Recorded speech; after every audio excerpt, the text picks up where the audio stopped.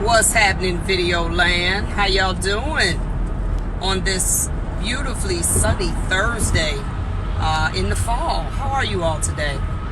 I am again in deep thought. I think I'm always in deep thought, you all. My brain just doesn't stop. Do any of you all have that time where you want to turn your brain off, but you just can't? You like, Lord, if I could turn my brain off. You can't sleep because you're always thinking about stuff, and that's kind of where my mind is. I'm back to that waking up at 2:30 a.m. and 3 a.m. and praise God this time it ain't because I'm stressed. Lord have mercy. It ain't stress that's waking me up. It's just really thinking about how I can better help my people, my stylists, my black stylists and barbers and beauty professionals. How I can help us get it. Let me tell you something. I had a really bad car accident in 2009, and car was totaled. I got T-boned, and I was in a small SUV, and then the guy was actually in a little bitty car, little bitty car. So I was in one of those streets, guys, where when you sit out there, if you don't sit out there, you'll never be able to make a left turn. You know the kind of street is just busy. If you sit at the intersection and don't just go ahead and sit out there, so basically almost making the car stop so you can turn, you'll never turn. So that was me. I'm sitting out there and I'm looking at this car, y'all, come for me. I mean, he's straight up coming like I'm invisible, and I'm like, now I know this dude sees me, right? But I'm like, okay, maybe I'm just tripping. So before I could actually turn, guys, he hit me and literally tarpooned me. I mean, literally, if you know what it means to tarpoon somebody, that's what he did. So by him tarpooning me, I literally ended up in a ditch with my butt down, nose up, but the car was like folded. I mean, when I say folded, the car was straight up folded. So I couldn't get out the car, guys. So this was like 2008 or 9. So I panicked because I am really claustrophobic, and I couldn't get out the car, and I'm paying for it now. This is where I'm going with this. Because of the way he hit me, my head did like that really hard, like snapped my neck. And my hip, I end up messing up my hip because I panicked, and I'm using my hip to try to push myself or push the door open because the door was bent in so it wouldn't open. And I'm nose up, butt down in the ditch. So I just went into like survival mode, guys. So as I used my hip to push this door open, I didn't realize the damage I did to my hip. I just didn't realize it, right? But my neck was so bad, guys, that after that whole accident was over and I got the car, and he was really hurt and I was too, but I didn't go right to the doctor because you know me, this is one of them cycles, right, where I can't afford to not go to work. Now I get out the car, y'all, and I get out straight limping, but my adrenaline is going so high that I don't even realize I'm as hurt as I'm hurt. So you all, anybody on here had a car accident, you know what I'm saying. You think you all right that day, you're like, oh, I'm good, I don't need to go to no doctor, I'm straight. And the next morning you can't move, you feel like you literally been ran over by a car. That was me, guys. But guess what, guys, at that time I was just getting things back on track, or on anybody's track. And I couldn't miss work, guys. I couldn't miss work. I mean, I am literally, barely able to walk, but my neck was so bad, guys, I literally could not turn right or left. So I end up going to the doctor. The doctor said, look, you're going to have to go to rehab. So mind y'all, I went to rehab for almost 8 months for my neck. Literally, I could not turn right or left at all without the most excruciating pain you could ever imagine. I also could not lay down flat. If I laid down flat, this actually had to be before this may have been like 2007. Actually, if I laid down flat, guys, my neck would be on fire to the point where I'd be almost in tears. So I had to sleep in an upright position for 6 months. But now dig this. When I got divorced from my first husband, I had to surrender in order to get out of that situation. All the retirement that I had stored up, so that's every IRA, that's every IRA, that's everything. Even back then, the disability that I had that paid me $5 grand a month, I I couldn't afford the payments, so I had to give up everything. So here I am now. I'm in real pain. Ain't even thought about the hip though, because the neck was worse than the hip. I remember I had to ride in the right lane so that I didn't have to try to like turn right and turn in front of anybody. I did this for months, slept sitting up. Still going to rehab. They did what they needed to do for my neck. Any of you all ever been to rehab, you feel like they killing you in the beginning, but it does get better. So my neck got better. So, you know, after about 6 months, I was able to turn right or left.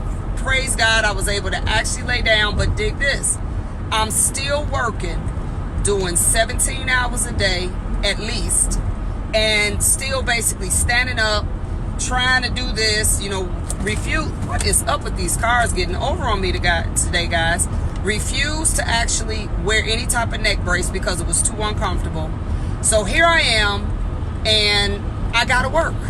I didn't have a choice because I had given up everything that had protected me to the point where my disability, things like that I really needed, I had to surrender it. Some of you all have never ever had it.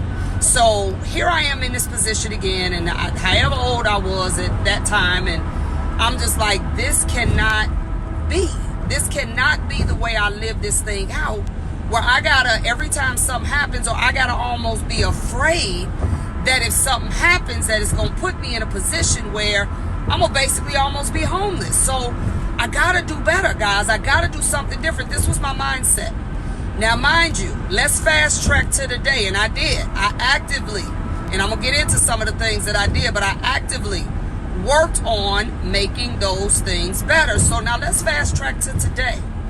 I will be 50 years old Sunday, and now the hip that I never paid attention to, that I never ever got rehab for, that my neck was worse, I focused on the neck, left the hip alone.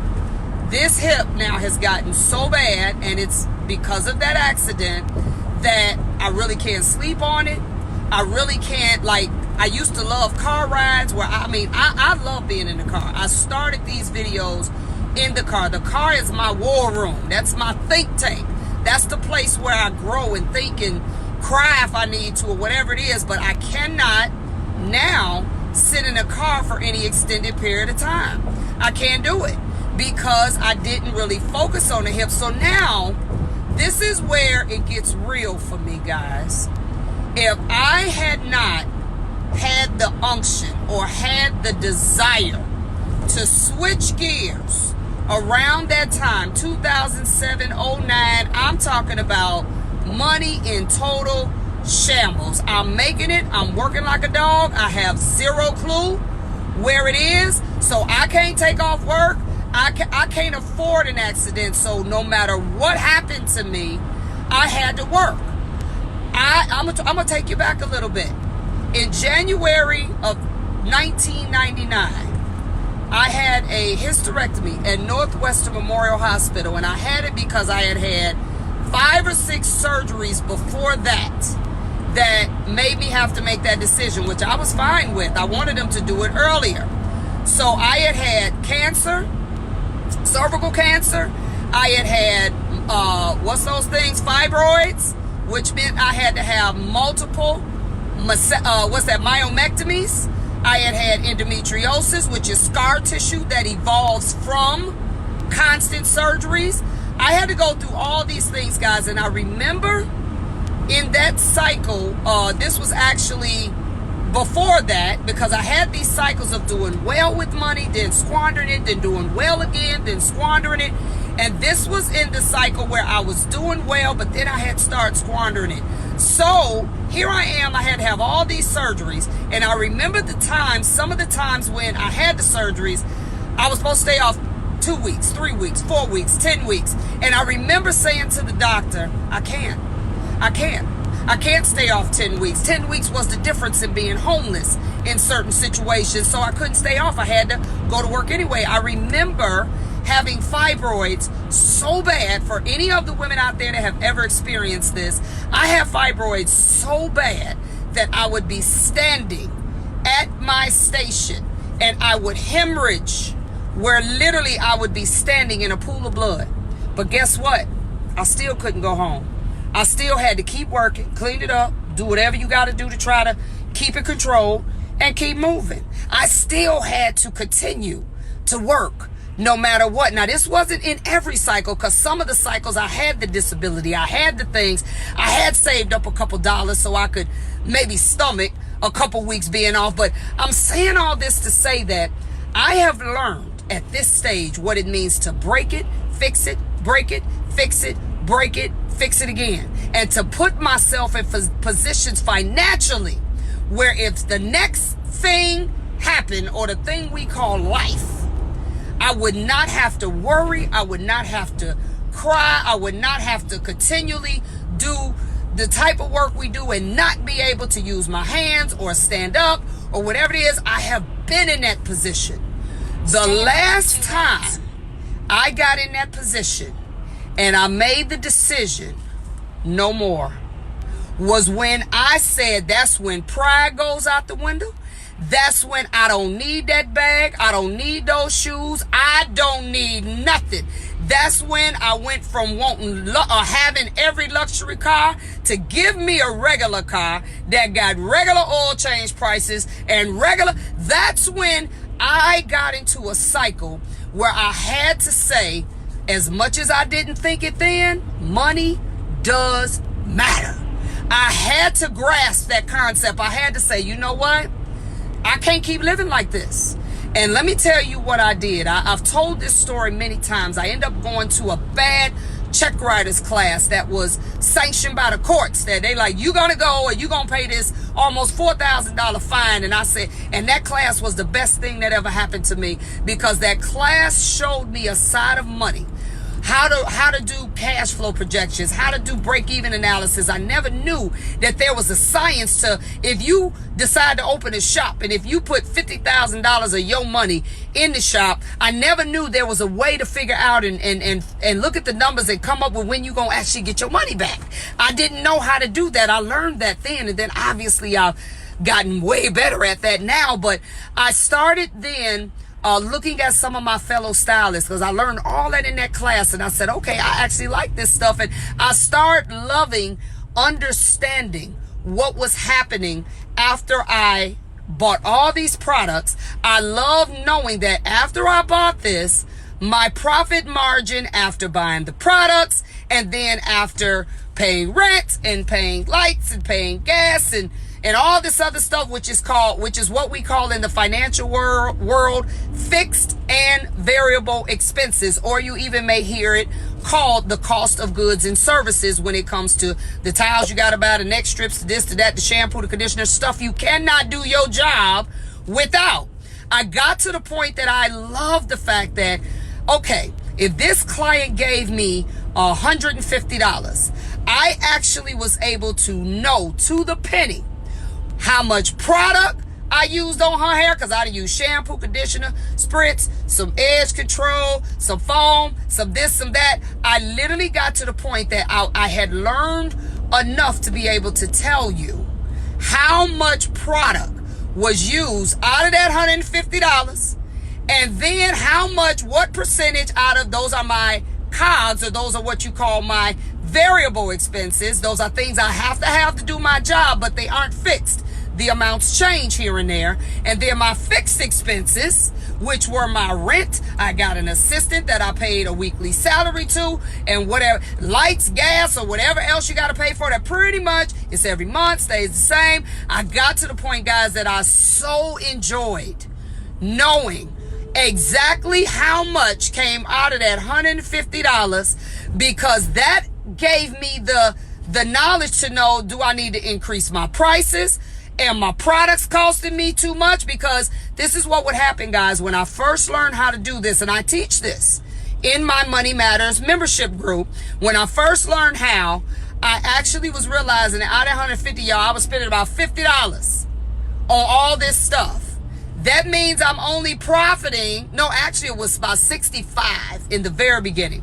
I was spending $65 on all this stuff. Now, mind you, if I'm spending $65, then really my $150 has been knocked down to what, about $85? So really, after the smoke cleared, I only made $85 from that. That's really all I profited. Now, mind you, that's at work. I ain't paid no bills at home. I ain't paid a bill. Not a light bill, a gas bill, a rent, mortgage, nothing. I ain't paid nothing at home. So realistically, that $85 is, and wait, I ain't paid no taxes either, right? So that $85 is what they call my gross expenses before taxes. And I haven't even paid myself. I haven't taken a dime home. I haven't done anything. So realistically, I really still don't even have $85. Because now I got to do the math and I got to figure out, okay, what I got to pay at home and what I got to do through the week. And you get the drill. What I started realizing very quickly is that the money that I thought I was making, because I'm living big willy-nilly like some of y'all think y'all doing. The money I thought I was making is not the money I was actually seeing. And it is the very reason that so many of us, now that I do financial coaching, we making $200,000-300,000. It's not hard for a stylist to make that kind of money. It's not hard at all. We're making that kind of money, but we still robbing Peter to pay Paul. We still broke. We still got to use every grace period that the mortgage company, that the credit card company, that the whoever gives us to pay these bills, because we just do hair. We just turn curls, or we just turn the clippers on, or whatever it is that we do. And we never, ever think the money matters. So I learned how to do that, guys, and I could teach you all how to do it. It's a lot easier than you think, but you got to do it. Let me tell you something else that I fully learned how to do. I learned how to fully understand, and this is bare adding and subtracting, what my profit and loss statement really look like. It's really simple. It's every piece of income I get from wherever it come from that's considered income, and then I have to deduct every liability. Let me tell you what I learned. We forget the little stuff. We forget every time you go to Starbucks every morning, which I used to do. Or every time you got to upgrade your phone app, or you done went now, you done bought these games on your phone and it's constantly hitting your phone every other day, talking about $1.99, $2.99, $3.99. We forget about the gym membership that automatically comes out that we ain't seen the gym in a whole year or two. We forget about all that other stuff that takes from that profit and loss and becomes the loss. We forget about all these little miscellaneous fees that we pay all over the place. And this is the best one yet, guys. Now that we have all this digital payment ways of getting paid, we got Cash App, we got Zelle, we got Apple Wallet, we got, Apple Pay, Google Wallet, we got Quick Pay. We got all these ways now that we actually get paid. So let me tell you what I'm seeing. We are literally not accurately knowing our income or our expenses or our what they call liabilities. We ain't knowing either. So most of the people that I talk to, and I was there even before Cash App and Zelle and all of that, we don't even know what we really make. We don't even know what we really actually are bringing in. So if you don't know what you're bringing in, how do you go buy a car? How do you go buy a car? You don't even really know what the car note should be.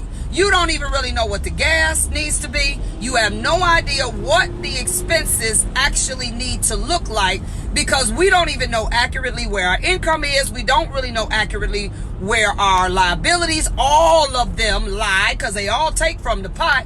So now what happens is we sit and we just like, God, I can't figure this out. I have no idea where all my money is going. That is what I hear all the time, because I was there. I knew I was making it. I knew I had all these customers. I knew it was somewhere, but I have no clue where it is. And for those of you all that ain't ashamed to say that that's you, just give me a little thumbs up, because see, I do these private classes where you all come in my class, and you got to be 100% transparent if you want to get it right. And in these classes, this is 99% of the time the reason that if we had to retire, and I don't even call it retirement, I call it the option phase. If you could not work anymore, When I say we would be depressed and in debt up to our ears, we would not know what to do because we don't even know where we are. We don't have things in place, different types of things that will protect us if we break our finger, if we break our wrist. We don't have to be hospitalized, guys. We literally could just have a oops, you mess around, go skiing. Okay, you done broke something. Now you got to make a decision. Do I still go to that job and stand up with this cast up to my hip and work, or what are my options? We are not providing any options for our lives because we don't think the money matters. We as Tom Ferry says all the time, he says we'll figure that out later, and later will be there sooner than you know. So now my hip is I already know it's on borrowed time before I will not be able to stand up, and I don't work that many hours in the salon anyway, but I will not be able to stand up anymore at all. So here I am now. Had I not learned some of these things, how to do a profit and loss statement, how to do cash flow projections so I could use my own money and not have to get a loan all the time. But then even if you want to get a loan, if you don't learn how to leverage loans, if I had not learned how to create and use and benefit from business credit as opposed to my personal credit, if I had not learned at some point in my life how to do these things, me now dealing with this hip issue would not even be an option. I would literally have to say, well, I'm just going to have to stand up on it, sit down, lean on the wall, do whatever it is that I need to do because I have not put anything else in place for my life to be able to go in another direction, and for me not to have to cry and worry about money all the time. And the reason this is so important for me to be on this campaign now is because we are making too much money, y'all, for us to literally end this life, and I ain't gonna even say end it, just get older and have nothing to show for it. We don't own nothing. We can't buy nothing. Our personal credit is shot. We don't have business credit. You talk about having an emergency fund. We don't even have enough money for a couple weeks, let alone a couple months. And it is not because we are not making the money. It's because we are not taking the fact that money does matter seriously. We're not. And I'm trying to catch some of you all before you're older, where you can't stand up 7 hours if you wanted to, or where you can't run all over doing hair shows and all this stuff if you wanted to, where your body will not allow you to do things with that type of aggression. It just won't do it. So I am pleading with you all. I coach. Most of you all know that I do. I'm a beauty business strategist. I'm a business development and strategist. That's what I do for the beauty industry, and I do it in all capacities. If you all are interested in extended coaching well beyond just the money part, you can go on my website, knowledgebynikki.com. That's with 1K, and we'll interview and we'll hash it out and see where and if and how I could help you. And those programs aren't cheap, guys. When you get into those programs where I'm coaching you like one-on-one, and I'm taking all of your business things that you have or that you want to have or what we need to change, that's going to cost you. So what I did, guys, because I'm finding that no matter who I take on, whether they're 20 years in the game, 10 years in the game, 5 years in the game, or want to open a shop, every single person I've ever dealt with in this industry, they all have total ignorance, just like I did, to money. You know, you ain't born knowing what to do with money. You have to learn that is an acquired skill set. But I want us to get to the point where we don't have to now be forced to learn it when stuff is so bad that we really can't fix it. It's not fixable. You can let things go to the point where they aren't able to be fixed. So I launched a group that's way cheaper than all of that other stuff, and the group is literally called Money Does Matter. That is what the group is called, guys. It is called Money Does Matter. And the purpose of this group is to give you what we call video tutorials. It's me. I'm doing them. They could be an hour, 2 hours, however long I think it takes. And I'm giving you information in every possible aspect that you can make, spend, save, get out of debt, understanding how to read these financial statements, understand how your bank accounts need to be set up, understand how to get business credit, how to use business credit, where else you can get money from. There are many sources that you can get money from. And a lot of you all now have been in the game a minute. You may be at the point where you like, look, I don't want to rent my spot no more. I want to buy. I want to franchise. I want to be able to get a commercial loan. I want to be able to do this. Let me tell you something. When you get to those points, you are only who it says you are on paper. Just so you know. I don't care how much money you got in a shoebox under your mattress. For those of y'all that's still old school and want to pay cash for everything, you are only who it says you are on paper. And you gonna have to have a solid paper trail that's heavy enough to say that you actually are worthy of whatever it is you asking somebody to give you, finance for you. You want to get yourself in a position where you want to get a SBA loan, or you want to get something, a bigger commercial loan. Commercial loans ain't going 30 years, guys. We talking 7 years, 15 years. Yo, you got to put 20-25% down. Your paper trail got to be right, all the way from how your bank statements look. You got to understand the deposits in your bank statements have to look a certain way, and that all they care about is how it start and how it end. And there is a certain science to making sure your bank statements look a certain way so that you can get whatever it is that you want. I want you to be to the point where you sick of people telling you no, where you have more options. I don't even care if you want to go that direction, but I will tell you, you need to be in a position where, as you want to grow, as you want to provide things for yourself and your kids, you're going to have to understand what your money is doing. It is absolutely unequivocally necessary, and I'm trying to help you. This group, guys, I ain't even said the price yet, is $25 a week. Did y'all hear what I said? $25 a week. Now, I don't know about y'all, but I don't like fast food. So I can tell you it ain't nothing for me to drop $25 in one meal. It is $25 a week for this Money Does Matter video Facebook membership. Literally, I give you a video every month. I come back behind it, almost like Power, my favorite show. I come back behind it a week later, and I give you a broken down version of the video that you learned so you can better understand it. Because when you have zero understanding of finances, sometimes the stuff can go over your head a little bit.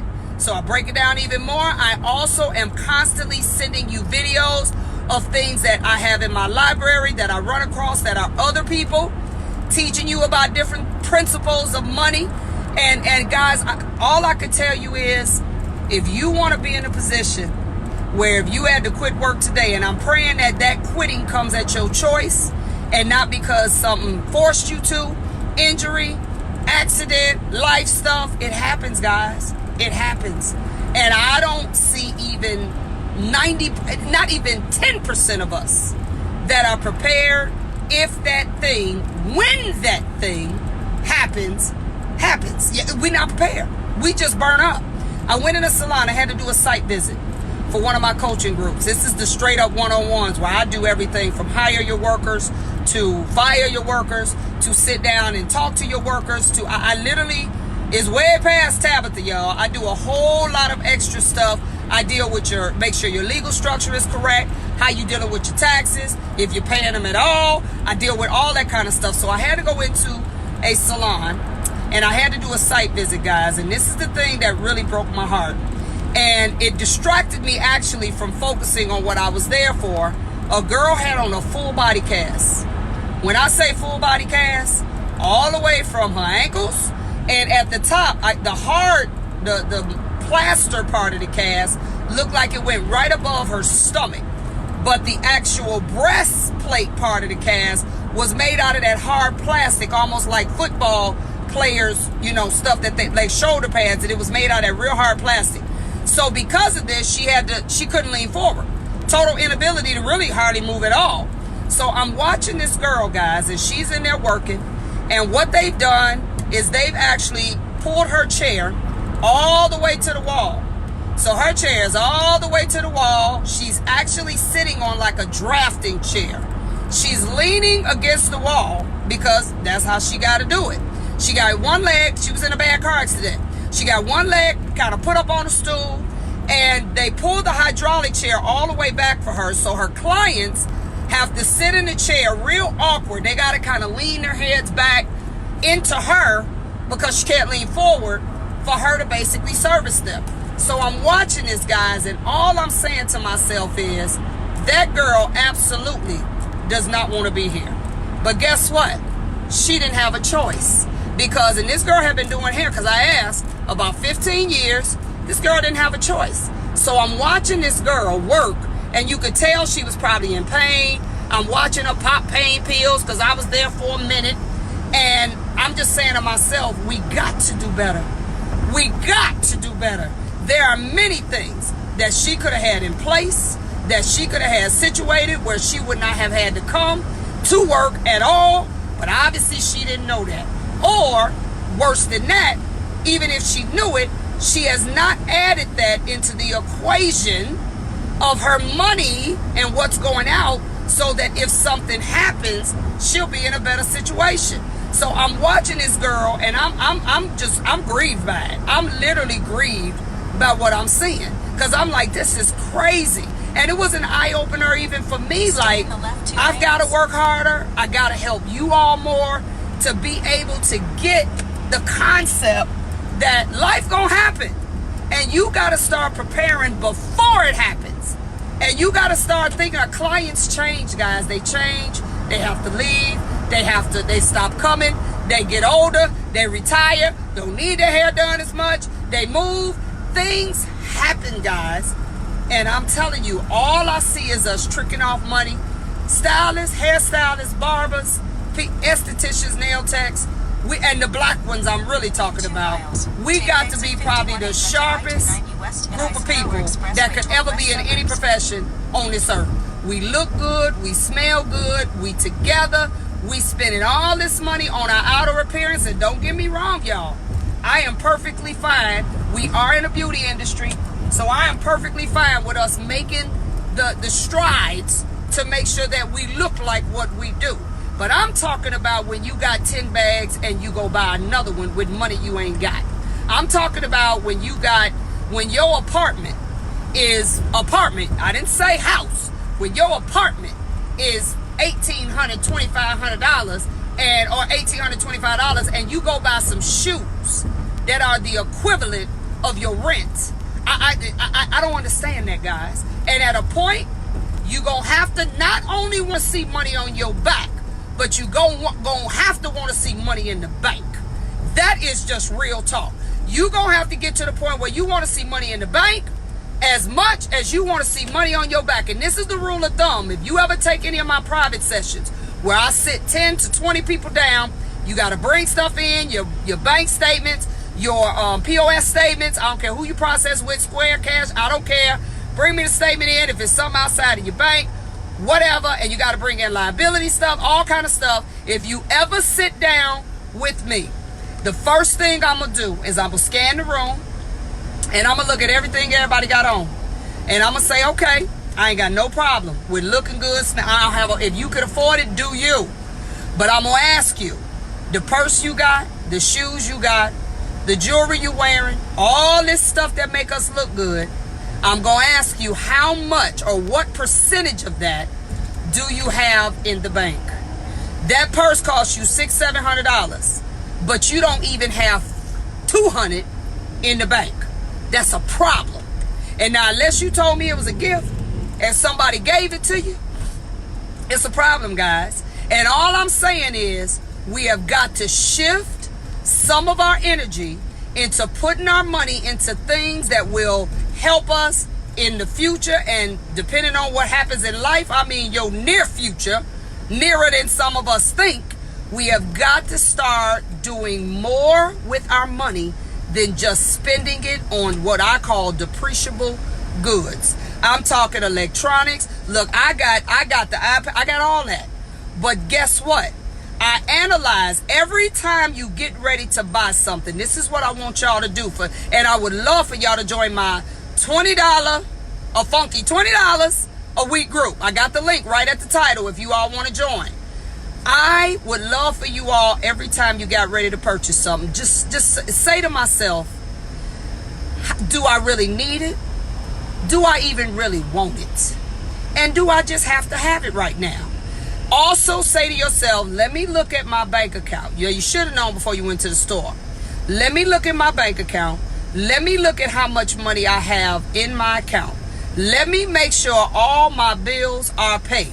Let me make sure I don't have any debts that I could actually put this towards that may help my credit score, that may put me in a better situation in case something happened. I don't have to worry about, because people, when you got debts, they don't care what happened to you. That girl in that full body cast, her debtors didn't care. They want their money. That's why she had to work. I need you to start coming up, and I think I'm going to come up with a list of questions. And I'm just going to put them on Facebook. The questions you ask yourself before you buy something you know you really don't need. That's what I want us to start doing. And it doesn't mean that it's not okay to buy it. It just depends on how you answer them questions. If you answer those questions in a way where it makes sense, hey, do you buy it? I ain't saying you got to live deprived and below and never do anything. What I am saying is spending has to be planned. A lot of spontaneous spending, when you ain't did the numbers, will keep you in a hole. It will keep you stressed. And I've been through death of people I love. I've been through divorce, a terrible divorce. I've been through a lot of stuff, y'all. And I can tell you right now, there is no stress that I can really look back into my life that made me lose more sleep, that made me either eat too much or stop eating at all, like money stress. There is none. Money is the thing, and I'm not in love with money at all, because I believe living, I believe giving, I believe money is a resource that allows us to literally not only live our lives well, but it allows us to be able to provide, as the Bible says, for our children's children. And the thing that when I start formally coaching, this became really, really real to me. I knew it, but it wasn't until people had to tell me the truth. It wasn't until people outside of myself had to really tell me or show me how their stuff is set up or not set up. It wasn't until then that I fully understood that this is a nationwide, it ain't just Chicago, it's Florida, I don't care where they live. It ain't just a problem. I used to think it was a problem with people that only were in the industry for a certain amount of time. No, it doesn't matter. I found that people in this industry, especially black people, I don't care if they had 20 years, 30 years, 10 years, 5 years, 2 years. The issue was all of them, and I am literally being very nice when I say all of them had some issues with money. They had issues with making sure that the money made sense for them to be able to do what they needed to do. And it was heartbreaking to me, because we got all these dreams. We got all these dreams, all these things we say we want to do. But every time we hit a brick wall, it's always something to do with money. Every single time. So I sat here and I said, God, what? We got to fix this. I got to work to fix this. So as this started to unfold more and more, I just started saying, look, I'm going to take the principles that I have learned, because trust me, it ain't nothing y'all done. It's nothing you all have done that I have not done, probably worse, because I thought I was big and bad enough to not only do it, but to do it and get away with it, y'all. And to get away with it and to be able to, y'all, so what? I did it. It don't matter. I'm all right. Let me tell y'all something. Stay in the second I learned real quick. When I say I learned quick, I learned real quick that it ain't gonna work. And that if I don't start getting my life in a better position when it comes to money, I'm gonna have to worry about more than just this hip. So what I'm saying to you all is, please don't let this opportunity pass. I'm just saying, look, this is no comparison to what I charge for these other groups. I charge $25 a week. Y'all can afford that. For you all to be able to learn about this money so that you can get this stuff together so that you don't have to worry every time life happens. I don't want to see y'all with no more NSFs. Oh, I done had NSF. Look, I got kicked out of 3 banks, y'all. So I know what it means to have NSFs to the point you can't pay them. Now they done kicked you out the bank. And see, I've been through all of that. I've been in check systems twice. I'm out there. Let me tell y'all something. I radically, when I say radically got my life together, I said, I'm too old for this. I said, my life will be in shambles if I don't figure this out. So I'm also doing something at my Salon Owner Strategies Conference, which is November 9th through 11th. It's in Las Vegas. I got maybe like 3 seats left. If y'all interested still, you can go on knowledgebynikki.com. I still got about 3 seats left. I actually was asked by a couple of my attendees, how did I do it? How did I get from this position to that? So I'm doing a private sit-down dinner, which I'm also going to stream. I wasn't going to stream it, but people that knew I was doing it that can't come to the conference asked, could I stream it? So I'm going to stream it, $99, 4 hours. It's called Nikki Transparent. You all want to know how I did it? I'm going to show you. I ain't gonna just tell you, I'm gonna show you. I'm gonna show you everything that I did and how raggedy my stuff was, and I'm gonna show you exactly what I did to get out of that situation. I'm gonna walk you through the steps, and I don't care about telling y'all what I did because I realized God gave me that gift to be able and willing to be transparent, but I'm gonna show you how I broke it and fixed it and broke it and fixed it again and broke it and fixed it again. And I'm going to show you how to never break it again in your life. How to keep it right. I don't care how much money you making. I'm going to show you how no matter how much money you make, you can get yourself in a financial position where you won't have to worry about that stuff no more. So if you all are interested in that, I believe it's on my website also. It's called Nikki Transparent, knowledgebynikki1k.com. It's $99 if you want to sit at the crib and watch it. If you come into the conference, I actually have it. If anybody's in Vegas, I have it where you don't even have to do the whole conference. You can come for that. You can literally come, sign up for that. It's Saturday evening. It's November 9th. It's in the evening from 8 to 11. And if you want to just say, look, I just want to hear what you did. And I'm going to give you the sources. I'm going to tell you what happened to me when people sat me down and they were like, look, we going to help you. When I say y'all, I got as what Dave Ramsey says, I got gazelle focused. Did nothing else matter to me but literally saying I will not be in this situation ever again. It's just not going to happen. I'm not staying like this. I said I know God created me for more than paying bills and being in debt, and I am not doing this anymore. So guys, I'm turning into my parking garage. I'm actually going to get my passport because I'm going to Hong Kong. I'm going to come back and talk to y'all after I leave up out of here. I got to get my passport, y'all, and my visa. So y'all, log on to Money Does Matter, and I'll see you soon.